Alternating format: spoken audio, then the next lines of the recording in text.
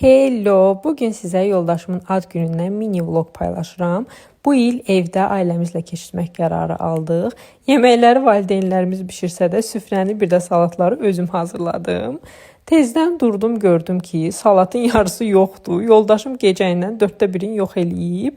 Ona görə mən də kəsib servis etdim. Soyuq isti qəlyanaltıları hazır edib keçdim süfrəni hazırlamağa. Bu arada baldızım da tort alıb özünü çatdırdı məclisə. Qaynatamla atam da kim daha yaxşı kabab çəkir müzakirəsi apara-apara axır ki, kababı gətirdilər. Qaynanan firminli dolmasından bişirmişdi. Mən yeməsəm də yeyənlər çox bəyəndi. Artıq hamını acından qırandan sonra bütün təamları süfrəyə düzdüm. Mənim mamam tərəf Qubadlıdan olduğu üçün o da bizə Qubadlı aşı dəmləmişdi. Onu da servis etdim və süfrəmiz hazırdır. Yeməkləri özüm bişirməsəm də mənim belə məclislər çox xoşuma gəlir. Bir ad günündə 3 günlük yemək zapazımız çıxır. Qarnımız doyandan sonra keçdik əsl hissəyə. Yoldaşımın tortunu üflədik. Beləliklə dadlı tort yeyə-yeyə söhbət edib günü sonlandırdıq. Hələlik.